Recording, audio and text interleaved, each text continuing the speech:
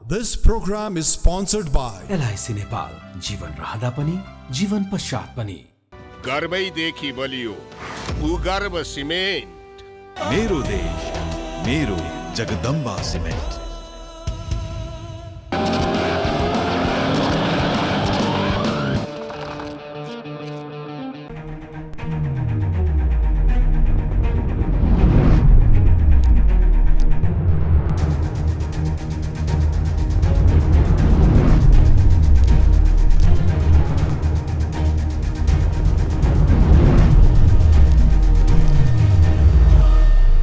नमस्कार आदरणीय दर्शक, आजको जनता जान्न चाहन्छन् कार्यक्रममा हामी धेरै विषयवस्तुमा छलफल गर्दैछौँ।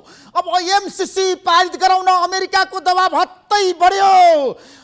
एमसीसीका उपाध्यक्ष यतिखेर काठमाडौँ हुनुहुन्छ। उहाँले आज तीव्र भेटवार्ता गर्नुभएको छ। पूर्व प्रधानमन्त्री एवं एमालेका अध्यक्ष केपी शर्मा ओलीसँग करिब 1.5 घण्टा वार्ता भयो। वार्तामा के भयो सबैको ध्यान त्यतातिर केन्द्रित भएको छ। केपी शर्मा ओलीले के भन्नुभयो, एमसीसी पारित गराउन साँच्चीकै उहाँ तयार हुनुभयो कि हुनु भएन, आजको कार्यक्रममा हामी विशेष खुलासा गर्दैछौँ। साँच्चीकै एमालेले अब एमसीसीमा के गर्ला त? सत्ता पक्षले पारित गराउँदाखेरि एमालेले के गर्ला? यदि सत्ता पक्षमा सहमति हुन सकेन भने शेरबहादुर देउवा र केपी शर्मा ओली मिलेर एमसीसी पारित गराउने रणनीति हो त? अनुमोदन गराउने संसदबाट त्यो आजको आवश्यकता हो त? एमसीसीको कुरा गर्दाखेरि करिब 55 अर्ब रुपियाँ नेपालले अनुदान पाएको छ। त्यो अनुदान अब के गर्ने भन्ने बहस जारी छ। एमसीसीका उपाध्यक्ष यतिखेर काठमाडौँमा छलफलमा व्यस्त भइरहँदाखेरि माधवमा नेपालसँग पनि उहाँले भेटवार्ता गर्नुभएको छ। नेपाल कम्युनिस्ट पार्टी एमाले फुटिसकेपछि माधवका नेपालले नेपाल कम्युनिस्ट पार्टी एकीकृत समाजवादी गठन गरेर त्यसको नेतृत्व लिइरहँदाखेरि अब माधवमा नेपालको पार्टीले के गर्ला त? एमसीसी पारित गर्न शेरबहादुर देउवालाई सहयोग गर्ला त? अब प्रचण्डले के गर्नु होला? भोलि प्रचण्डसँग पनि भेटवार्ता हुँदैछ, शेरबहादुर देउवासँग पनि भेटवार्ता हुँदैछ, उपेन्द्र यादव बाबुराम भट्टराईसँग पनि भेटवार्ता हुँदैछ। एमसीसीको उपाध्यक्षले अब के गर्नु होला त? अहिलेको अवस्थामा एमसीसी पारित गराउन उहाँ सफल हुनु होला त?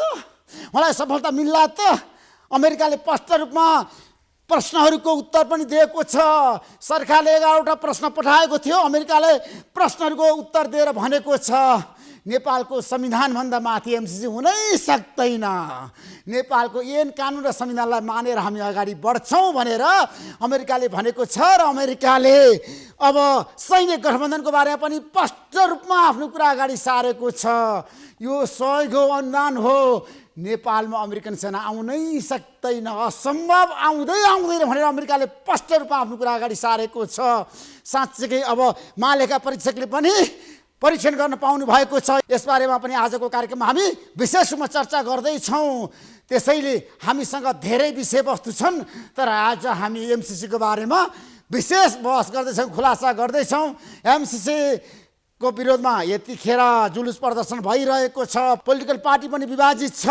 यसबारे पनि आजको कार्यक्रममा हामी विशेष रूपमा बहस गर्दैछौँ। साँच्चीकै एमसीसीको बारेमा किन राष्ट्रिय सहमति हुन सकेन, किन दलहरूको बिचमा सहमतिको सूत्र पहिला हुन सकेन, के कारणले नेताहरू आफ्नै दृष्टिकोणले, आफ्नै विचारले, आफ्नै सोच र चिन्तनले अगाडि बढिरहेका छन्? किन हाम्रो देशमा एमसीसीको बारेमा पनि सहमति हुन सकेन? एमसीसी राष्ट्रघाती हो भन्नेहरू पनि छन्, एमसीसी देशको लागि हो भन्नेहरू पनि छन्, र एमसीसीले देशको लागि केही गर्दैन, यो काम लाग्दैन, यसलाई फर्काउनुपर्छ, फिर्ता पठाउनुपर्छ भन्नेहरू पनि छन्। एमसीसी चाहिन्छ, एमसीसी अगाडि बढाउनुपर्छ र हामीले विदेशीहरूको सहयोग अनुदान लिनुपर्छ भन्नेहरू पनि छन्। लडाइँ छ नेपालमा, द्वन्द्व छ, विवाद छ, र भोलिको प्रतिनिधि सभाको बैठकमा के होला त? प्रमुख प्रतिपक्ष दल एमालेलाई पेलेर लाने रणनीतिमा हो त सरकार? साँच्चीकै अब भिडन्तको सम्भावना बढेको हो त संसदमा? यो संसदको औचित्य सकिएको हो त? अब यो संसदको विघटन फेरि पनि त्यतातिर मुलुक अगाडि गएको हो त? निर्वाचनको सम्भावना छ कि छैन? अर्ली इलेक्सनमा जान प्रधानमन्त्री तयार हुनुभएको हो त? अब के होला? सबैको ध्यान त्यतातिर केन्द्रित भएको छ। त्यसैले आजको कार्यक्रममा हामी भोलि पनि एमालेले संसद चल्न नदिने रणनीति बनाएको छ, यसबारेमा पनि आज हामी विशेष कुराकानी गर्दैछौँ। जनता जान्न चाहन्छन् कार्यक्रममा अब के होला भनेर। त्यसैले धेरै विषयवस्तु छन् आज हाम्रो देशमा। मन्त्री परिषद विस्तार हुन सकेको छैन। शेरबहादुर देउवा प्रधानमन्त्री बन्नुभएको 2 महिना पुग्दैछ भोलि, 2 महिना पनि उहाँले केही गर्न सक्नु भएन। मन्त्रालयको भागवण्डामा पनि सहमति भएन। आज पनि गठबन्धनका शीर्ष नेताहरू बसेका थिए, प्रचण्ड, माधव नेपाल, उपेन्द्र यादव, त्यहाँ पनि सहमति हुन सकेन भागवण्डामा। अब एमसिसीमा के गर्ने भन्ने बारेमा पनि गठबन्धनभित्र विवाद छ, गठबन्धनका नेताहरू पनि विभाजित छन्। यसबारे पनि आजको कार्यक्रममा हामी विशेष रूपमा चर्चा परिचर्चा र बहस गर्दैछौँ। आज हामी जननायक बिपी कोइरालालाई सम्झन चाहन्छौँ। आज उहाँको जन्म जयन्ती हो। बिपी कोइरालाले हाम्रो देशमा प्रजातान्त्रिक आन्दोलनमा 2007 सालमा क्रान्तिको नेतृत्व लिनुभयो र प्रजातन्त्र आयो र 104 वर्ष राणा शासनको अन्त्य भयो बिपी कोइरालाको कारणले। त्यसैले बिपी कोइरालाले मेलमिलापको नीति लिनुभयो र आज काङ्ग्रेसभित्र मेलमिलाप छैन, देशमा मेलमिलाप छैन। काङ्ग्रेसमा फेरि पनि वंशको राजनीति सुरु भएको छ, विरासतको राजनीति सुरु भएको छ। बिपी कोइरालाका सुपुत्र पनि यतिखेर काङ्ग्रेसको सभापतिको उम्मेदवार बन्नको लागि कम्मर कसेर लाग्नु भएको छ। शशाङ्क कोइराला, शेखर कोइराला, सुजाता कोइराला र गणेशमान सिंहका सुपुत्र प्रकाशमान सिंह पनि काङ्ग्रेस सभापति बन्ने होडबाजीमा हुनुहुन्छ। उहाँले पनि उम्मेदवारी घोषणा गरिसक्नु भएको छ। विमलेन्द्र निधि पनि उम्मेदवारी घोषणा गरेर मैदानमा आइसक्नु भएको छ। मननारायण निधिका सुपुत्र र काङ्ग्रेस पार्टीभित्र अब काङ्ग्रेस सभापति शेरबहादुर देउवाले पनि आफ्नो छोरालाई राजनीतिमा उतार्दै हुनुहुन्छ। साँच्चीकै देउवाले श्रीमतीपछि डाक्टर आर्जु राणापछि छोरा जयसिंह देउवालाई किन राजनीतिमा ल्याउँदै हुन्छ, के कारणले? यसबारेमा पनि आजको कार्यक्रममा हामी विशेष रूपमा खुलासा गर्दैछौँ। हामीसँग धेरै विषयवस्तु छन्। आज नेपाली नारीहरूको महान चाड तीज हो। तीजको अवसरमा म सबै नारीहरूलाई, दिदीबहिनीहरूलाई, आमालाई स्याल्युट गर्न चाहन्छु, अभिनन्दन गर्न चाहन्छु। यसपटकको तीजमा त्यति तामझाम र रमझम भएन कोरोनाको कारणले। पशुपतिको मन्दिरमा अथवा विभिन्न मन्दिरमा, शिवालयमा आज महादेवको पूजा गरेर जसरी महिलाहरूले, नारीहरूले तीज मनाउनुहुन्थ्यो, यसपटक मनाउन पाउनु भएन। तर पनि महिलाहरूले खुसीका साथ तीज मनाए। यो तीजको अवसरमा पनि हामी सबै नारीहरूलाई भन्न चाहन्छौँ, हाम्रो देशमा अब प्रधानमन्त्री महिला बन्नुपर्छ। हाम्रो देशमा अब महिला नेतृत्वमा आउनै पर्छ। महिलाले देशको नेतृत्व गर्नुपर्छ र पोलिटिकल पार्टीमा पनि महिलाहरूको अब नेतृत्वको लागि हामी सबैले सहयोग गर्नुपर्छ। यसबारे पनि आगामी दिनमा हामी विशेषमा चर्चा गर्दैछौँ। तीज पर्वको महिमा, गरिमा र यसको महत्त्व र प्रभाव सदा रहनेछ। म केही समयको विषयपछि एमसिसीको बारेमा विशेष खुलासाका साथ आउनेछु। प्रतीक्षा गर्नुहोस्। जनता जान्न चाहन्छन् कार्यक्रम हेरिरहनुहोस्।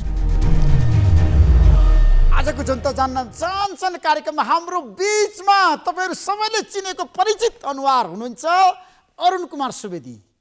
तपाईलाई म जनता जान्न चाहन्छन् कार्यक्रममा स्वागत गर्न चाहन्छु। धन्यवाद ऋषि। अब तपाईको नामैले काफी छ के मान्छेलाई, अरु कुरा तपाईको बारेमा हामीले चाहिँ विश्लेषण गर्नु पर्दैन। धन्यवाद। मलाई के बताउनुस् भन्दाखेरि तपाई आज दिनभरि भाइरल हुनुभयो सोशल मिडियामा, अमेरिकासँग तपाईले पैसा खानुभयो, एमसिसी को पक्षमा बोल्नुभयो, कति रुपैयाँ पाउनुभयो भन्नु ठ्याक्कै आज खुलासा गरिदिनुस्। होइन, त्यहाँ लेखेकै छ त 1 मिलियन डलर भनेको 10 लाख हो होइन। 10 लाख मात्रै पाउनुभयो तपाईले अमेरिकन गभर्नमेन्टबाट? होइन, त्यो चाहिँ मलाई बडो त्यो हेरेर गजब पनि लाग्यो। केही चाहिँ अब पिएचडी धारीहरूले पनि सेयर गर्नुभएको रहेछ, केही चाहिँ सरकारको उच्च पदस्थ अवकाश प्राप्त अधिकारीहरूले पनि सेयर गर्नुभएको रहेछ। अनि उहाँहरूलाई मलाई गजब लाग्यो। अर्काको लङ्गौटी तान्दाखेरि आफ्नो लङ्गौटी कसरी खुस्क्यो भन्ने उहाँहरूले हेक्का राख्नु भएन सायद। त्यो सबैले हेऱ्यो भने थाहा हुन्छ बिचराले लेख्दा लेख्दै अब त्यो भयो होला। एक त त्यो भाषा हेर्दैखेरि त एमसिसीका अरू भाषा कस्ता छन्, त्यो भाषा कस्तो छ थाहा भइहाल्छ। त्यो एमसिसीको लोगोभित्र कर्पोरेसन लेख्न पनि बिचराले चाहिँ आर छुटाएछन्, कोपरेसन भएछ। तल आर्जु देउवाको स्पेलिङ त्यस्तै छ, ज्ञानेन्द्र कार्कीको स्पेलिङ त्यस्तै छ। तर त्यति पनि नपढिकन पिएचडी गरिसकेका र समाजमा एउटा चाहिँ हैसियत बनाइसकेका मान्छेहरूले त्यस्तो फेक डकुमेन्टहरू चाहिँ बाहिर अब शेयर कसरी डकुमेन्टहरु बाहिर आइराछ। मलाई गजब तपाईको नाममा त धेरै कुरा बाहिर आयो। क्लासिक गजब पैसा खाएर एमसिसी को पक्षमा वकालत गर्ने हैन, त्यहाँ मेरो मात्रै नाम छैन, हाम्रो कनकमणि दीक्षितजीको पनि नाम रहेछ हैन। त्यो चाहिँ डकुमेन्ट फेक हो भनेर एमसिसीले पनि अघि नै यो साइबर क्राइम अन्तर्गत चाहिँ विशेष एफआइआर दर्ता गरिसकेका छ। अब त्यसको खोज तलासी त होला हैन। यसरी सरकारी छाप अब नेपाल सरकारको पनि त्यहाँ छ नि त, छाप छ नि त, त्यहाँ हेर्नुभयो होला त्यो डकुमेन्टमा छाप छ माथि नेपाल सरकारको पनि। अर्को चाहिँ अब एमसिसी भने पनि त अमेरिकी सरकारको स्वामित्व रहेको सरकारी उपक्रम नै हो, त्यसको पनि छाप फेक किसिमले प्रयोग गरेर सञ्चार माध्यमहरूमा यसरी फेक डकुमेन्टहरू जसले भाइरल बनाउँछ अथवा सम्प्रेषण गर्छ तिनीहरूलाई त अब एक किसिमको कारबाही होला। अब फेकको बारेमा तपाईँसित तपाईँको रियल सोमा फेकको बारेमा किन चर्चा गर्नु? रियल कुरा गरौँ। रियल कुरा साँच्चीकै पैसा पाउनु भएको छैन अमेरिकन गभर्मेन्टबाट कसरी? प्रजातान्त्रिक मुलुक भनेको कुनै पनि तानाशाही मुलुक एउटा व्यक्तिको सनकमा राज्यमा जनताले तिरेको कर र राज्यको सम्पत्ति कुनै अमुक व्यक्ति अथवा अमुक संस्थालाई प्रजातान्त्रिक मुलुकमा दिन सकिँदैन। सक्दैन। त्यहाँको संस्थाले एलोकेट गरेर त्यहाँको पार्लियामेन्टले पास गरेर एप्रुभ गरेको बजेटमा बाहेक अनि दिन्छ। अरुण कुमार सुवेदीलाई चाहिँ अमेरिकाको पार्लियामेन्टले चिन्छ। यस्तो अब जानेको छ नि, मूर्खस्य बलका ठिङ्गा हो पाडरी पाडरी भन्छ होइन, संस्कृत उखान हो यो। अब मूर्खले त जे पनि पत्याइदिए भयो, तर त्यसको कन्टेन्ट पढ्ने मान्छेले त त्यो बुझिहाल्छ कि त्यो कसले के गरेको हो भन्ने कुरा। तर अहिले अमेरिकाको पक्षमा बोल्दाखेरि तपाईँलाई थाहा छ एमसिसीको पक्षमा बोल्दाखेरि पैसा खाएर पैसा लिएर मात्रै बोल्छन् भने भन्ने होला, तपाईँ के भन्नुहुन्छ? होइन, यस्तो भन्नेका चार प्रश्न त धेरै किसिमको उठान भइरहेछ। एक किसिमको यहाँ 4 वर्गका मान्छेहरूले यसको बारेमा यो दुष्टतापूर्ण टिप्पणीहरू गरेको देख्छु। केही मानिसहरूले क्रिटिकल टिप्पणी छन्, क्रिटिकल टिप्पणी गर्ने मान्छेहरूले जवाब पनि पाइसक्नु भएको छ र सन्तुष्ट पनि भइसक्नु भएको छ। एकजना ओपिनियन मेकर त अन्तिममा आएर कहाँ पनि ट्विट गर्न भ्याउनु भयो भने अब यो पार्लियामेन्टबाट पास हुने मात्रै शर्तमा मेरो जसको उहाँको त मैले पढिरहेको छु क्याटेगोरिकली नाम भन्न नलगाउनु, तपाईँले भनिहाल्नु सकिगयो, तपाईँले भनिहाल्नु। उहाँले चाहिँ यो पार्लियामेन्टबाट मात्रै पास गर्ने शर्तमा मेरो रिजर्भेसन हो भनेर लास्टमा भन्नुभयो। तर 4 किसिमका मानिसहरू यसको विरुद्धमा निक्ले। अब म एक एक गर्दै भन्छु है ऋषिजी, यहाँ तपाईँ होइन म बोल्छु एकछिन। पहिलो चाहिँ के भने यो सहरी नक्सलिस्ट भन्ने गर्छु। हरेक कुरामा व्यवधान गर्ने र हरेक कुरालाई प्रहार गर्ने एउटा दुष्ट जमात छ, बौद्धिक जमात छ, जो सहरमा बस्छ त्यो सुकिलो छ। जस्तो भारतमा रामचन्द्र गुहा भन्नुहुन्छ, गौतम नौलखा, अरुन्धती रोय जस्तै यहाँका तिनीहरूका मानस पुत्रहरू यहाँ नेपालमा छन्। तिनीहरूले सुरुमा एक त उनीहरूको सैद्धान्तिकरण नै कसरी भयो भन्नुहुन्छ भने भारतीय विस्तार मुर्दाबाद, अमेरिकी साम्राज्यवाद मुर्दाबाद भन्ने संसारको प्रजातान्त्रिक मुलुकहरूको चाहिँ जहिले तहिले बत्ख्याइ मात्रै गर्ने। अनि किम जोङ उन र मधुरोको बारेमा, भेनेजुएला र उत्तर कोरियाको बारेमा नबोल्ने एउटा सहरी नक्सलिस्ट जमात छ। त्यसले सांस्कृतिक तर्फमा पनि उनीहरूका विध्वंसात्मक स्ट्यान्डहरू हामीहरूले भोगेका छौँ। त्यो जमात एउटा यसको विरुद्धमा देखियो र उनीहरूले दुष्टतापूर्ण प्रहार गरेको देखियो। दोस्रो जमात छ जसले आफ्नो पार्टीको अफिसमै किम इल सुङको फोटो टाँच्छ, उत्तर कोरियाको आरती उताल्छ, अनि संसारका प्रजातान्त्रिक मुलुकलाई दुश्मन भन्छ। त्यस प्रकारका मान्छेहरू प्रजातान्त्रिक प्रणाली अन्तर्गत हाम्रो दुर्भाग्य हो कि निर्वाचित भएर तिनीहरू पार्लियामेन्टमा समेत आए। त्यस्ता मान्छे प्रचण्ड, नारायण श्रेष्ठ, देव गुरुङ, भीम रावल, अफिसमा जानुहोस् ककसकटमा चाहिँ यो उत्तर कोरियाको कसले मधुरोको प्रशंसा गरेको थियो? कसले भेनेजुएला र मधुरोको प्रशंसा गरेको थियो तपाईँलाई थाहा छँदैछ? कसले उत्तर कोरियाको बारेमा चाहिँ मतलब बडो आइडियल राज्य ठान्छ? त्यो पनि तपाईँ हेर्नुहोस्, किम इल सुङको फोटो कसका अफिसमा छ, त्यो कसै जनताबाट पनि छिपेको छैन होइन। त्यो दोस्रो जमात भयो। तेस्रो जमात के छ भन्नुहुन्छ भने सार्वभौम राजा चाहिन्छ, सम्पूर्ण नेताहरूलाई जेल हाल्नुपर्छ, पार्टीमा प्रतिबन्ध लगाउनुपर्छ भन्ने 19 सालको संविधानको अवशेष रूपमा एउटा रहेका केही व्यक्तिहरू छन्। कमल थापा, डाक्टर प्रकाश लोनी होइन, उहाँहरू त के भने कन्स्टिट्युसनल मोनार्की, उहाँ संवैधानिक राज संस्थावादी हो, सार्वभौम राज संस्थावादी होइन कमल थापा र प्रकाश चन्द्र लोनी। उहाँहरूले त यसलाई सपोर्ट नै गरिराख्नु भएको छ। कमल थापाका धेरैवटा ट्विट मैले हेरेको छु, उहाँले समर्थन गर्नुभएको छ। डाक्टर लोनीको अन्तर्वार्ता हेरेको छु, उहाँले पनि समर्थन गर्नुभएको छ। जो निरङ्कुश राजतन्त्रका पक्षपाती छन् नि, एउटा चन्द्रशमशेरले त दासत्व मोचन गरे। दासत्व मोचन गर्दाखेरि दासहरू रोए अरे चन्द्रशमशेरको दरबारमा। किन? अब्बै हामी दास हुन नपाएर हाम्रो त एकदमै ठुलो दुःख भयो महाराज भने। जो दासत्वबाट अम्लेख हुन पनि नचाहने त्यस्तो हदसम्मको मनोविज्ञान भएका अवशेष मान्छेहरू छन् जो उत्तेजित भएर जसको तर्क अध्ययन केही छैन सडकमा उफ्रिएका छन्। एउटा तेस्रो वर्ग। चौथो वर्ग छ बिचराहरूलाई राजनीति महत्त्वकांक्षी असाध्य छ। एउटा सानोतिनो राजनीतिक दुकान पनि खोलेका छन् अथवा फुटकर व्यक्तिहरू छन्। जनताले कसै गर्दा वास्ता गर्दैन। कहिले काँडे तार लिएर लैन चौर जान्छन् तै पनि जनताले वास्ता गर्दैन। सडकमा आइसके त उनीहरू त एमसीको सडकमा आएर कोही 100-150 जना नेतृत्व गर्नुभएको छ, सीपी खोजेर आइसक्नुभयो। 100-150 जना मान्छे उफारेर कहिलेकाहीँ जान्छन्। बिचराहरूलाई राजनीति गर्ने अभिष्ट छ भन्छ नि, ध्यातो विषयान् पुंस सङ्गस्ते सुपजायते सङ्गात सञ्जायते काम कामा क्रोधोत अजायते क्रोधात् भवति सम्मोह सम्मोहात् मृत्यु विभ्रम मृत्यु वंशात् बुद्धिनाश बुद्धिनाशात् प्रणश्यति। यो बुद्धिनाश भएर प्रणश्यति भएका मान्छेहरू केही छन्। तिनीहरू अब उग्र उग्र कुरा गरेका छन्, हिंसात्मक कुरा गरेका छन्, महत्त्वकांक्षाले मतिभ्रम भएका छन्। त्यस्तो एउटा चाहिँ दोकान नभएका मान्छेहरू, यी 4 थरीका मान्छेहरूले गरे हो।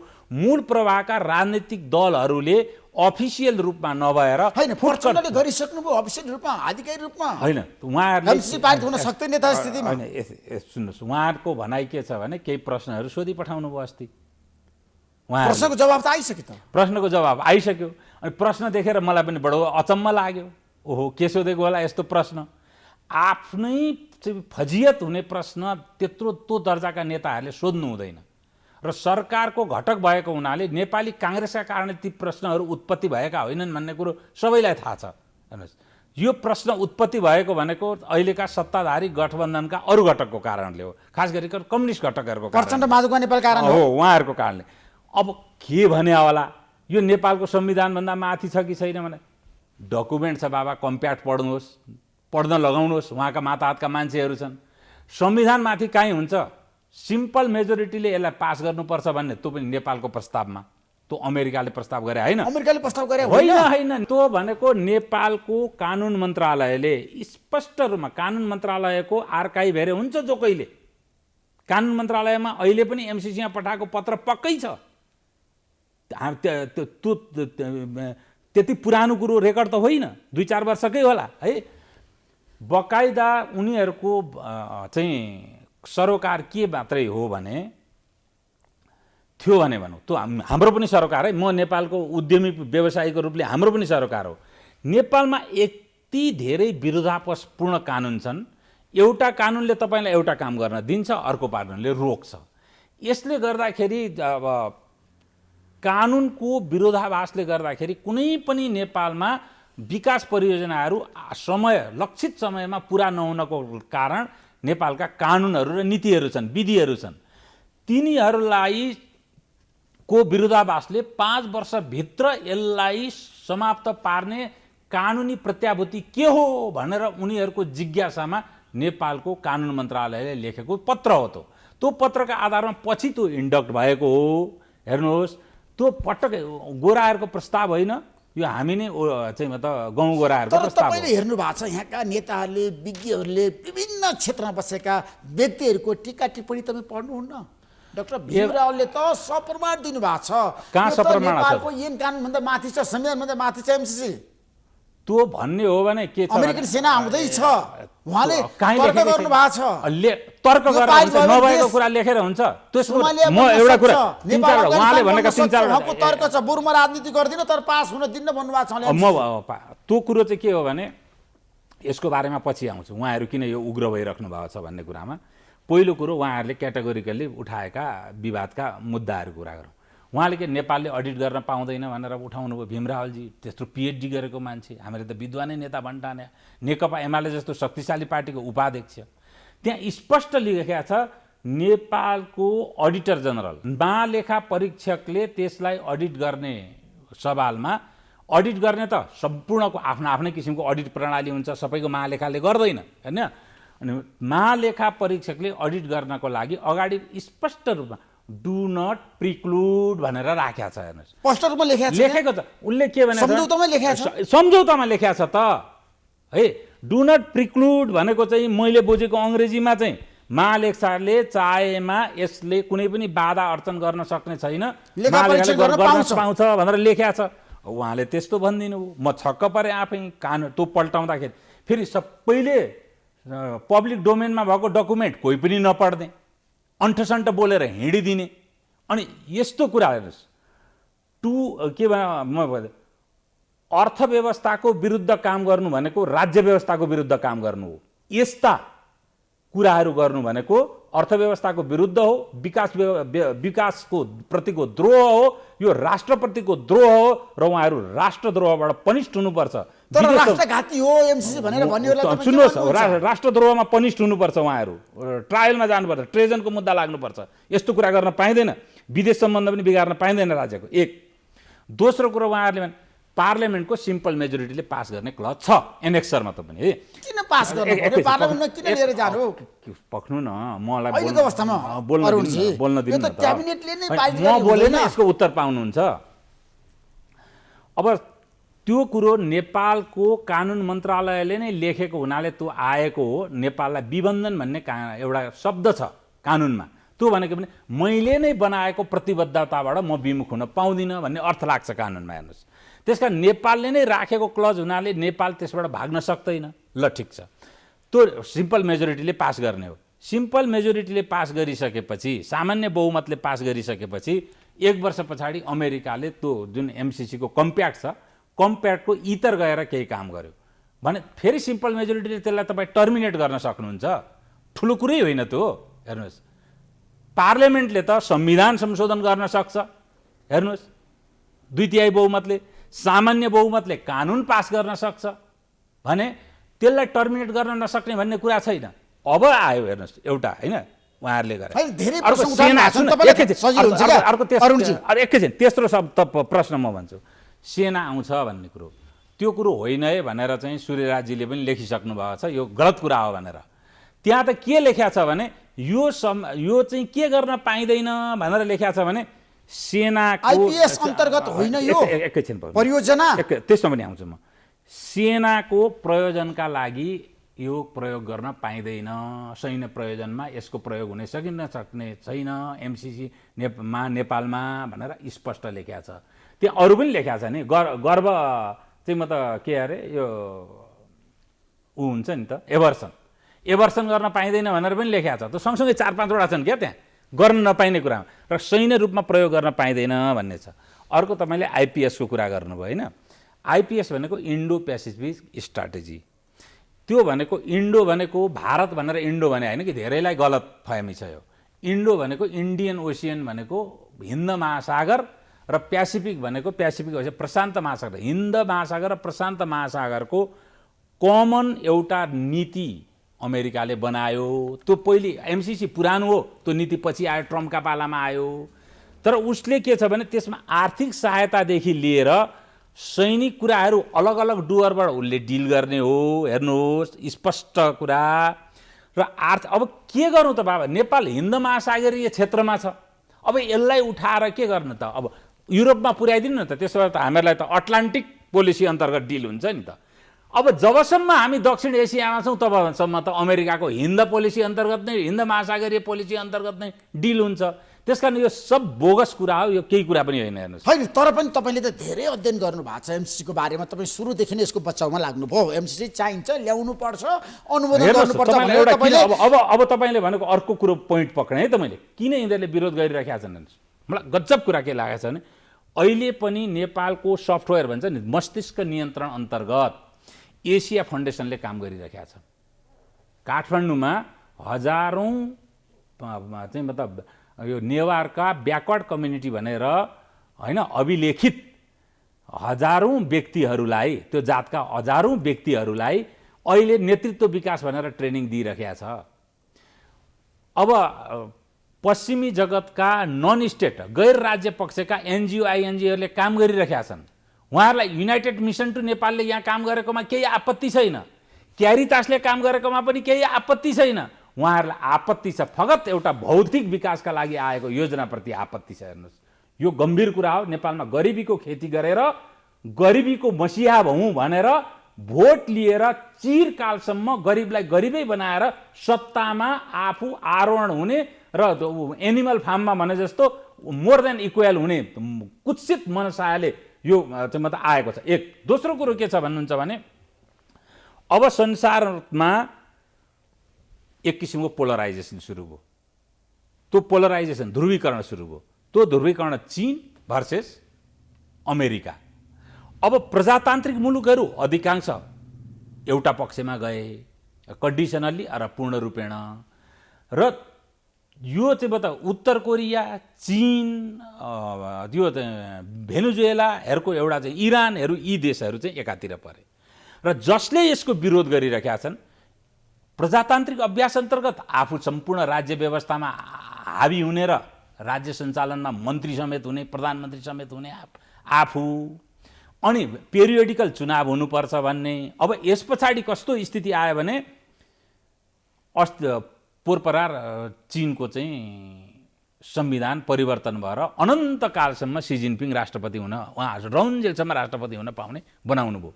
त्यसको चाहिँ मतलब एउटा मान्छेको हातमा यत्रो ठुलो पावर कन्सोलिडेसन हुँदाखेरि उनीहरूले देख्नु भएन, उहाँहरू दिवान्ध हुनुभयो। होइन तर पनि अरू मेरो प्रश्न सुन्नु एकदम गम्भीर प्रश्न छ है। अहिलेको अवस्थामा 4-5 वटा मुद्दाहरू धेरै उठान भयो एमसीसीको बारेमा।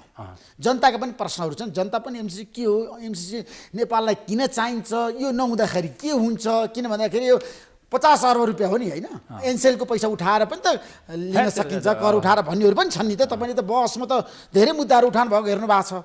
अब क्याबिनेटबाट मात्रै पारित गरेको भए हुन्थ्यो, यसलाई मन्त्री परिषदबाट अनुमोदन गरेको भए हुन्थ्यो, किन यसलाई पार्लियामेन्टमा लिएर जानु? अघि भने त गोराले भने त हामीहरूले भनेको त विबन्धन हामीहरूलाई लाग्छ त्यो भन्नु। सबै पार्टीले हामीहरूले यो गल्ती गर्यौँ, हामीहरूले यो लेखी पठाएर अब हामीहरू क्याबिनेटबाट मात्रै गरौँ भन्ने एउटा। तर एउटा प्रत्याभूति दिनुपर्छ है।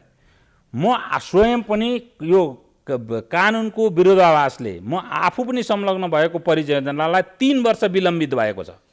तपाईँले अरू पनि विदेश एउटा सानो आँकडागत तपाईँलाई उदाहरण दिन्छु। एउटा देशको पार्लियामेन्टले चाहिँ जस्तो भने ल भारतकै पार्लियामेन्टले भन्नुहोस्, भारतको पार्लियामेन्टले पास गरेर नेपाललाई 1 अरब सहायता दिन्छु भने मैले आर्बिट्रेरीली भने त्यसै होइन डाटामा।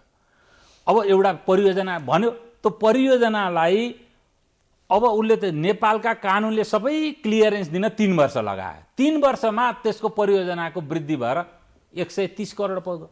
अब त्यो 30 करोडको भारतले त 100 करोड मात्रै दिन सक्छ। अब त 30 करोड कहाँबाट ल्याउने? यसरी धेरै विदेशी सहायताका परियोजना नेपालमा बिग्रेका छन्। नेपालको विधि र यो कानुनको विरोधाभासपूर्ण परिस्थितिले। त्यसबाट नेपालका कानुन कति विरोधाभासपूर्ण छन् भने यसमा लागेर रहन्छ कि जिन्दगीमा एउटा प्रोजेक्ट लिड नगरेको, एक ठाउँमा लगानी गरेर लगानीको पीडा नभोगेको, लाइब्रेरीमा बसेर जहिले तहिले बुरुक बुरुक उफ्रेर हिरो पल्टेर हुन्छ। धरातलीय यथार्थ धेरै फरक छ। त्यसकारण यसबाट यसलाई कसरी बचाउने भन्ने कुरो विकल्प चाहिँ दिनुपर्छ सरकारले। सरकारले विकल्प के दिने? शेरबहादुर देउवासँग आज पारित गराउनुको विकल्प अरू केही छ? होइन, उहाँले के छ भने पारित गरे पनि नगर्ने, पार्लियामेन्टको त क्षेत्राधिकारको कुरो हो, पारित गरोस् कि नगरोस्, नगर्दाखेरि के आउँछ र गर्दाखेरि के हुन्छ भन्ने कुरो म विश्लेषण गरिदिउँला। पार्लियामेन्टमा सरकारले टेबल गर्नुपर्छ। अब फेल भयो भनेर सत्तारूढ गठबन्धनकै पार्टीबाट चाहिँ मतलब त्यसको विरुद्धमा मतदान भयो भने शेरबहादुरजीसित निर्वाचनमा जाने बाहेक विकल्प रहन्न। शेरबहादुरजीको त स्पष्ट गन्तव्य देख्छु म, या त एमसीसी पास गर र गठबन्धन अगाडि बढाऊ, या त उसमा जाउँ के अरे निर्वाचनमा जाउँ। नेपाली त्यतिखेर केपी शर्मा ओलीले शेरबहादुर देउवाको बिचमा मोर्चा बन्न सक्छ, उहाँहरूको गठबन्धन बन्न सक्छ एमसीसी पारित गराउन? त्यो दुईटा नेताहरूले सोच्ने विषय हो। एकैछिन, मलाई के छ भन्छ भने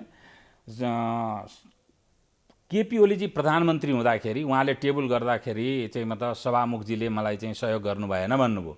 यद्यपि उहाँले पनि कार्य परामर्श समितिमा चाहिँ टेबल गर्नु भएन। सायद सभामुखले सहयोग गर्छु भन्ने प्रतिबद्धता दिएको भए कार्य परामर्श समितिमा आउँथ्यो पनि होला, मानेनौँ होइन। अब त्यसैखेर तपाईँको गठबन्धनभित्रैबाट पारित गर्नलाई अवरोध छ भने म तपाईँलाई सहयोग गरेर पारित गराइदिन्छु प्रतिपक्ष भए पनि भनेर शेरबहादुरजीले प्रतिबद्धता व्यक्त गर्नुभएको त्यतिखेर। र केपी ओलीजी आज प्रतिपक्षमा हुनुहुन्छ। अब यताबाट कानुन मन्त्रीजीले भेटी पनि सक्नुभएको छ एकचोटि केपी ओलीले होइन। केपी ओलीकै विरुद्धमा लागेका अहिले चुनाव जित्नलाई केपी ओलीकै शरणागतमा भएका दशानन नेतामध्ये केहीले चाहिँ उफ्रिरहेको देख्छु म अहिले। केपी ओली आफै चाहिँ त्यसरी यसको विरुद्धमा क्याम्पेन गरेर हिँड्नु भएको अवस्था छैन। होइन भने कहिलेकाहीँ उहाँ त अखिलको अध्यक्षले बोल्ने कुरा पनि बोलिदिने मान्छे हो, त्यसकारण उहाँले तर एमसीसीको विपक्षमा केपी शर्मा ओली हुनुहुन्न। अब बोलेर हिँड्नु भएको छैन अहिले नै त कसरी। उहाँले आज पनि भन्नुभयो नि त, एमसीसीको उपाध्यक्षलाई भेट्दाखेरि पहिला सत्तारूढ गठबन्धनले प्रस्ताव ल्याओस्, उहाँहरूको बिचमा एकता होस्, शेरबहादुर देउवा प्रचण्ड माधवका नेपालको बिचमा, अनि मात्रै म डिसिजन गर्छु, निर्णय गर्छु भनेर आज उहाँले प्रतिक्रिया दिनुभएको छ। सभामुखले असर गरेको कुरा पनि उहाँले बताउनु भएको छ। होइन, प्रतिपक्षको नेताको हिसाबले उहाँले म्याच्योर्ड कुरा नै बताउनु भएको छ यसमा, मेरो अन्यथा छैन होइन। तर यहाँ एमाले ब्याक हुन मिल्छ कि मिल्दैन? हजुर, अब उहाँको पनि के मैले अघि विबन्धन भने नि कानुनमा, जसरी अब प्रधानमन्त्री देशको मन्त्रीहरूले बोलेको कुरा चाहिँ बोलेको मात्रै कुरा पनि त्यो आधिकारिकै हुन्छ। विदेश सम्बन्धको बारेमा यस्ता कुराहरूको बारेमा त्यो आधिकारिक भएको हुनाले उहाँले मैले पास गराउन खोज्छु, प्रधानमन्त्री हुँदा मैले पास गराउन खोजेको हो, मेरो सत्तारूढ गठबन्धनबाट र सभामुखबाट सहयोग भएन भनेर बारम्बार भनेको हुनाले उहाँलाई पनि त यसको पक्षमा उभिनका लागि विबन्धन त लाग्छ होइन। त्यो के राजनैतिक इमानको कुरा पनि हो हेर्नुहोस्।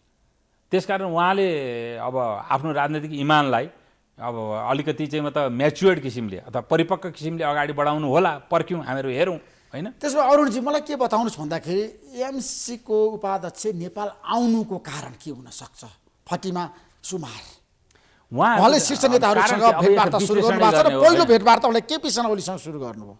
त्यो त अब नेपालको विदेश मन्त्रालय र नेपालको लाइन एजेन्सीहरूले नेपालका नेताहरूको पनि समय सारिणीलाई हेरेर चाहिँ त्यो सबै फिक्स गरे अनुसार हुने हो। कसैलाई पहिलो भेट्यो होला, कसैलाई दोस्रो भेट्यो होला, त्यसरी चाहिँ नेपाली नेताहरूको पनि आफ्ना किसिमका समय सारिणी छ।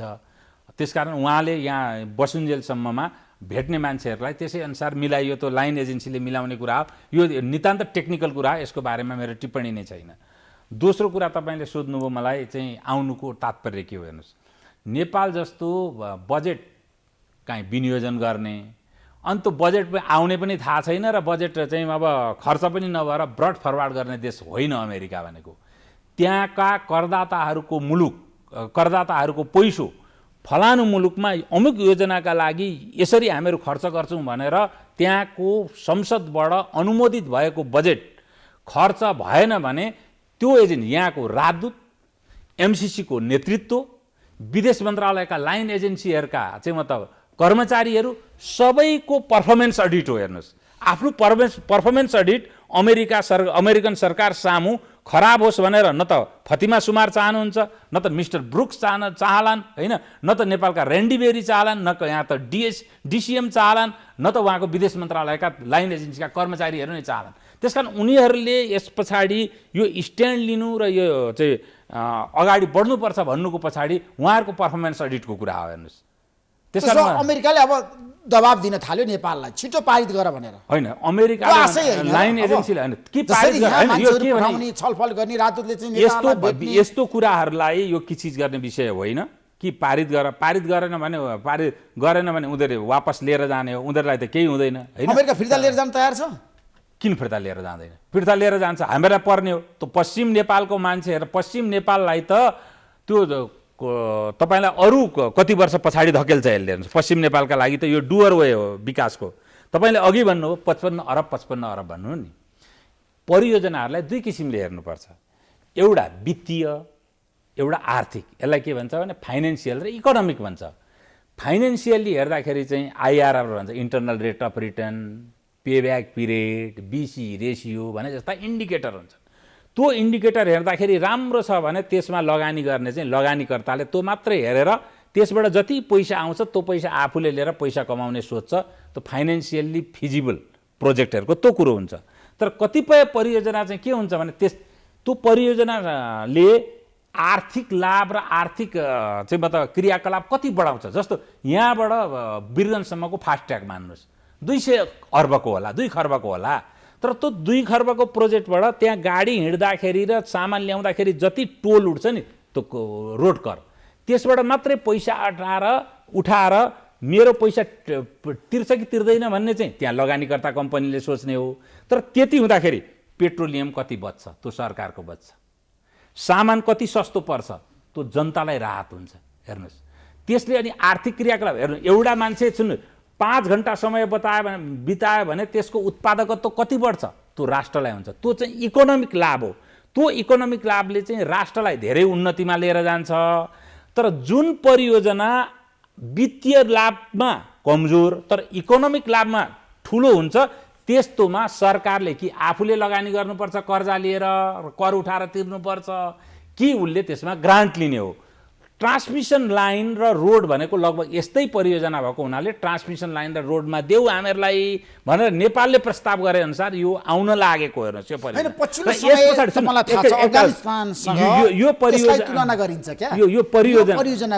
यो परियोजना आउँदाखेरि पश्चिमको के भने यसलाई त अब मल्टी सर्किटमा पनि लान सकिन्छ पछि होइन। त्यो परियोजना आउँदा पश्चिम नेपालको कर्णाली र भेरी बेसिनको ठुला परियोजनाहरू चाहिँ आउँछन् र 4500 मेगावाटसम्म आउने सम्भावना हुन्छ। त्यसलाई हामीले भारतले त एप्रुभ गरेर भारतसित जोडिसक्छ। उता लान सक्यौँ भने 150 अर्ब जतिको हाम्रो व्यापार घाटा कम हुन्छ। यो सानो कुरो होइन। त्यसकारण भारतलाई पनि गाली गर्ने, भारतसित व्यापार घाटा कम गराउनलाई चाहिँ यो गरौँ भन्दाखेरि लागू हुनै नदिने, अनि यी मान्छे भारतका हुन् कि नेपालका हुन् भनेर चिन्न छोडेँ म त। त्यसो भए एउटा कुरा आज स्पष्ट रूपमा बताउनुहोस्, तपाईँले एमसिसीको विरोध गर्नेहरूलाई चाहिँ गाली गर्नुभएको छ किन? कहाँ गाली त गरेको छैन, मैले क्रिटिकल एनालाइसिस गर्छु। म मेरो डेलिभरेसनमा अहिलेसम्म अभद्र शब्द मैले सायदै प्रयोग गरेको छु। प्रायोजित नियोजित भन्नुभएको छ नि त विरोधीहरूलाई, किन त्यो शब्द प्रयोग गर्नुभयो? यो प्रायोजित र नियोजित के भनेको छ भने मैले एङ्गोलाको कुरा गरेको छ। भर्खरै सायद तपाईँले चाहिँ मेरो एउटा लोकप्रिय अनलाइनमा आएको अङ्ग्रेजी अन्तर्वार्ताको विषयवस्तु उठान गर्नुभयो होला, त्यसको नेपाली भर्सन पनि आएको थियो। त्यसै त्यही उठान गर्नुभयो जस्तो लाग्यो मलाई तपाईँले यो भन्दा। यो मैले किन भने यो चाहिँ परियोजना र यो सहायतामा अवरोध हुने बित्तिकै यो के गर्नुहुन्छ भनेर जापानिज एम्बासेडरले पनि चाहिँ उत्सुकता व्यक्त गर्नुभएको थियो। एउटा कूटनीतिज्ञले त्यति भन्नु, त्यसले धेरै कुरा बोल्छ। हेर्नुहोस्, यसले हामीलाई सहायता दिने विश्व समुदाय जुन छ त्योसँग हाम्रो सम्बन्ध चाहिँ मतलब यसले अलिकति खराब गर्छ। त्यस पछाडि हामीहरू चाहिँ विश्वको स्रोत नआउने, त्यो अवस्थामा हामीहरूलाई अङ्गोला जस्तो एउटा राष्ट्रको हेर्नुहोस् पेट राष्ट्र जस्तो भएर बस्नुपर्ने दुर्गतिमा हामीहरूलाई फसाउनलाई केही हिटम्यानहरूले काम गरिराखेको हुन सक्छन् भनेर मैले भनेको हुँ। र यसमा छिमेकी मित्र राष्ट्र चीनले पनि आफ्नो पक्ष क्लियर गर्नुपर्छ। किनभने जो मान्छेले एमसिसी एउटा ज्यामितिमा तथ्य छ हेर्नुहोस्, बराबरी तथ्य भन्छ। ए बराबरी बी, बी बराबरी सी हुन्छ भने ए बराबरी पनि सी हुन्छ भन्ने तथ्य छ हेर्नुहोस्, स्वयंसिद्ध तथ्य। त्यसअनुसार एमसिसी विरोधी बराबरी चीन समर्थक कसरी हुन सक्यो? यो बारेमा यी मेरा चाहिँ बिन बुलाए मेहमान। चीनले किन विरोध गरिरहेछ, के कारणले? चीनले विरोध गरेको प्रत्यक्ष त देखिएन। तर अहिले के छ भने जो मान्छे एमसिसीको विरोध गरेका छन् तिनीहरूको न्यारेटिभ नै हाम्रो चाइना भन्ने हुन्छ। त्यसकारण हाम्रो चाइना भने पनि हाम्रो मान्छे होइनन् भनेर चीनले पक्ष क्लियर गर्नुपर्छ।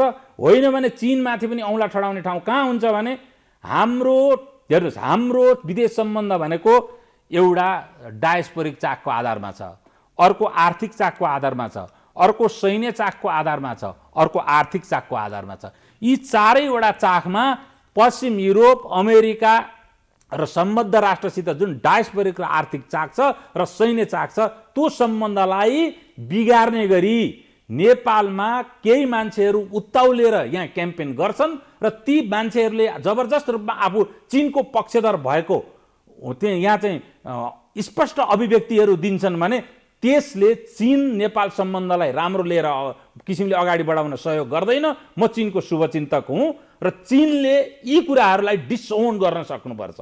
तर चीनको कुरा गरिरहँदाखेरि नेपाल सरकारले पनि चीनसँग सीमा विवाद छ भनेर भन्यो, त्यसमा कति सत्यता होला तपाईँलाई के लाग्छ? एकैछिन, नेपाल र भारत बीच चाहिँ 2007मा गिरिजाप्रसाद कोइराला प्रधानमन्त्री र केपी ओली विदेश मन्त्री हुँदाखेरि हाम्रा सीमाका समस्या यो हुन् भनेर सीमाको प्रोटोकललाई जो यो संयुक्त विज्ञप्ति मार्फत त्यसलाई चाहिँ अनुमोदन गरिएको छ र त्यहाँ चाहिँ अब राजनीतिक र कूटनैतिक तहबाट मात्रै हामीहरूले चाहिँ मतलब कुरा गर्न सक्छौँ भारतसित।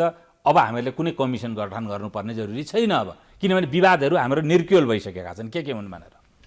अब त्यस पछाडि आयो चीनसित पनि त्यही समयमा सर्वे चाहिँ भयो, तर प्रोटोकलमा हाम्रो हस्ताक्षर भएको छैन अहिलेसम्म। त्यसकारण दुवै पक्षबाट विवादको विषय यो, विवाद नभएको विषय यो भनेर हस्ताक्षर भएको भए एउटा स्थिति हुन्थ्यो। हस्ताक्षर नभएको हुनाले लिमीमा जुन परिस्थिति निर्माण भयो त्यो सत्य मिथ्या के हो भनेर नेपालले आफ्नो किसिमले त्यसलाई गर्छ। सत्य हो भने नेपालको पक्षबाट पनि 11 र 12 नम्बर पिल्लरको GPS कोअर्डिनेट तय भएको छ, हामीहरूको तर्फबाट पनि तय भएको, तिम्रो तर्फबाट पनि तय भएको, हस्ताक्षर नभएको यी दुईटा पिल्लरको GPS कोअर्डिनेट यो हो, त्योभन्दा नेपालपट्टि पर्यो है यो अहिलेको कन्स्ट्रक्सन भनेर नेपालले भन्न पर्यो। होइन उतै पर्छ भने ल ठिकै रहेछ, चीनले राम्रै गरेर रहेछ, छिमेकीको चाहिँ हामीहरूप्रति त्यस्तो रहेन रहेछ, कुनै पनि मिसअन्डरस्ट्यान्डिङ छैन हाम्रो भनेर त्यसले प्रतिवेदन दिन्छ र त्यसमा के चाहिँ बुराई छ र? त्यसकारण यसमा कुनै प्रकारको यो बातका बतङ्गड भन्छ नि गराउनु पर्छ। माधवमा नेपालको चित्त दुखाइ छ नि त, त्यो कार्यदल बनाएर अध्ययन गर्नै हुन्थ्यो। चीनसँग सम्बन्ध बिगार्नको लागि सरकार चीनसित यसले केही सम्बन्ध बिग्रिँदैन। यसले उहाँले चाहिँ त्यो लिमीको प्रकरण हुँदाखेरि नेपाली कांग्रेसको बारेमा ग्लोबल टाइम्सले के भनेको छ भन्ने कुरो पनि त बुझ्नु पर्यो नि। यो नेपाली कांग्रेसले निर्माण गरेको नेपाली कांग्रेसको नेतृत्वको सरकार हो र नेपाली कांग्रेसको नेतृत्वमा सरकार बनाउनका लागि डेस्परेट भनेको उहाँहरू हो, शेरबहादुर होइन। शेरबहादुरजीलाई प्रधानमन्त्री बनाउन डेस्परेट चाहिँ मतलब प्रचण्डजी हो। यदि उहाँलाई चित्त बुझ्दैन भने त गठबन्धन छोड्नु पर्यो, होइन भने अनुमोदन गर्नु पर्यो। प्रधानमन्त्री पनि बनाउने अप्ठ्यारो पनि पार्न पाइन्छ। त्यसो एमसीसी अनुमोदन गर्नुपर्छ प्रचण्ड र माधवमा नेपालले। मैले त अघि भने शेरबहादुरजीले टेबल गर्नुपर्छ, उहाँले अनुमोदन गरे अनुमोदन गर्नुहुन्छ।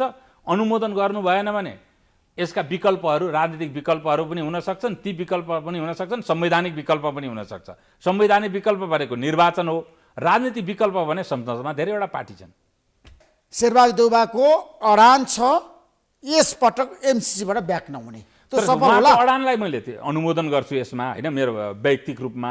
दोस्रो कुरा के छ भन्नुहुन्छ भने मलाई अचम्म लागेको दुईटा विषय छ।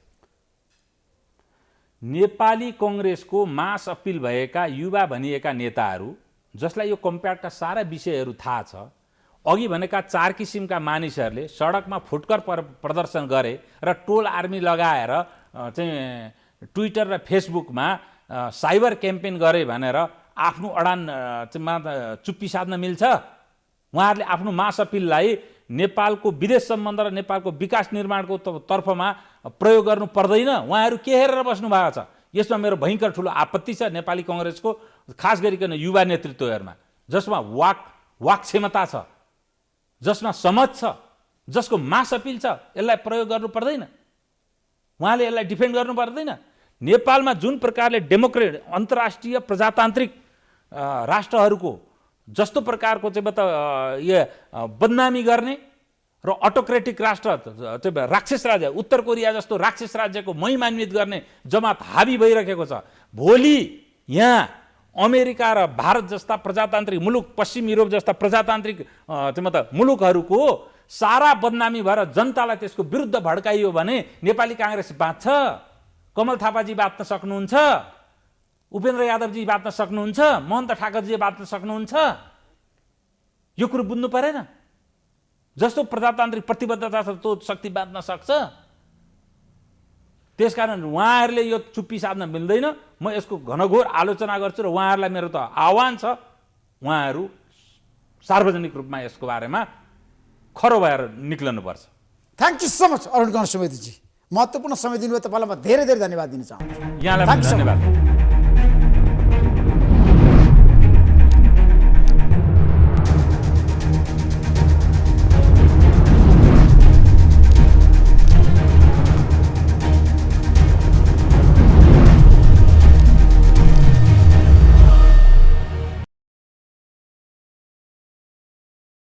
This program is sponsored by LIC Nepal, जीवन रहँदा पनि जीवन पश्चात पनि। गर्वैदेखि बलियो भूगर्भ सिमेन्ट। मेरो देश मेरो जगदम्बा सिमेन्ट।